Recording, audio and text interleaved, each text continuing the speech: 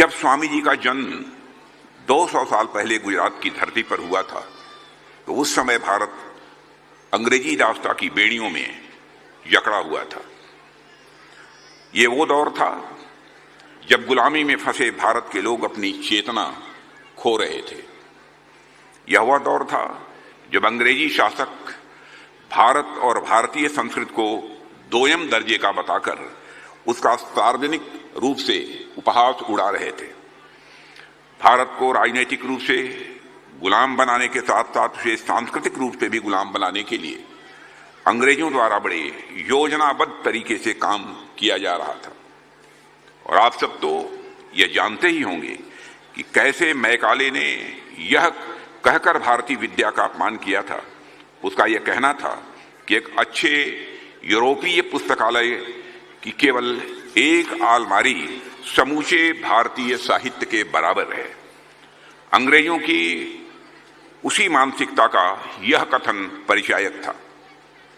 देवियों व सज्जनों, ऐसा कहकर उसने भारतीयों के मन में अपनी प्राचीन विद्या के प्रति एक भ्रांति पैदा करने की कोशिश की थी। यदि उस समय इस भ्रांति को तोड़ा न जाता तो यह भ्रांति देशवासियों के मन में बैठ जाती है। भ्रांतियों की एक बुरी बात यह होती है कि यदि उन पर समय रहते प्रहार न किया जाए तो एक समय के बाद उन्हें सत्य मान लिया जाता है। स्वामी दयानंद जी सरस्वती ने आर्य समाज के माध्यम से न सिर्फ इस भ्रांति पर प्रहार किया, बल्कि हमारा राष्ट्रीय व सांस्कृतिक आत्मविश्वास भी वापस लौटाने का काम किया था। देवियों व सज्जनों, स्वामी दयानंद जी सरस्वती का प्रभाव कई ऐसे महापुरुषों पर भी पड़ा जो अंग्रेजी शासन के विरुद्ध लगातार संघर्ष कर रहे थे। लाला लाजपत राय, राम प्रसाद बिस्मिल, स्वामी श्रद्धानंद जी, क्रांतिकारियों की पूरी श्रृंखला तैयार हुई जो आर्य समाज से प्रभावित थे। इसलिए मेरी दृष्टि में स्वामी दयानंद जी केवल एक वेदों की मीमांसा करने वाले ऋषि मात्र ही नहीं थे, बल्कि वह देश में एक नई सांस्कृतिक यात्रा के प्रकाश पुंज थे। स्वतंत्र वीर सावरकर ने उनकी भूमिका और उनके योगदान के बारे में यहां तक लिखा है कि स्वामी जी भारतीय स्वतंत्रता संग्राम के पहले योद्धा थे। देवियों व सज्जनों, बहुत कम लोगों को इस बात की जानकारी है कि भारत में स्वदेशी वस्तुओं का आग्रह सबसे पहले यदि किसी ने किया था तो स्वामी दयानंद जी सरस्वती ने किया था। हम लोग जब स्वराज की बात करते हैं तो सबसे पहले लोकमान्य बाल गंगाधर तिलक जी को याद करते हैं, मगर उनसे भी पहले इस देश में किसी ने स्वराज की मांग की थी तो वे थे हमारे स्वामी दयानंद जी सरस्वती।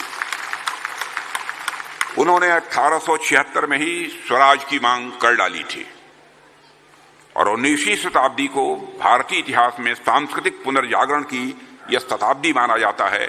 आप इससे परिचित होंगे, क्यों कि उस समय स्वामी दयानंद सरस्वती के साथ साथ कई ऐसे महापुरुष थे जिन्होंने भारत की सोई हुई चेतना को जगाने का काम किया था।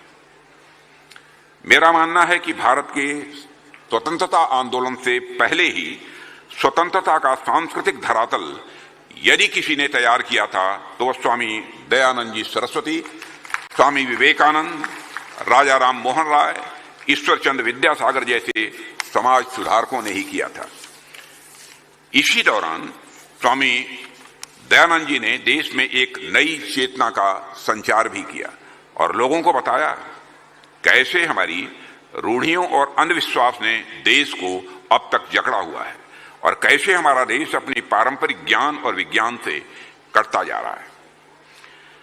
तत्कालीन भारतीय समाज में व्याप्त इन रूढ़ियों ने हमारे वैज्ञानिक चिंतन को कमजोर बना दिया था और इसके कारण इन सामाजिक बुराइयों ने हमारी राष्ट्रीय और सांस्कृतिक एकता पर भी प्रहार किया था। देवियों सज्जनों, समाज का एक वर्ग भारतीय संस्कृति और अध्यात्म से भी लगातार दूर जा रहा था। ऐसे समय में स्वामी दयानंद जी ने वेदों की ओर लौटे इसका आह्वान किया।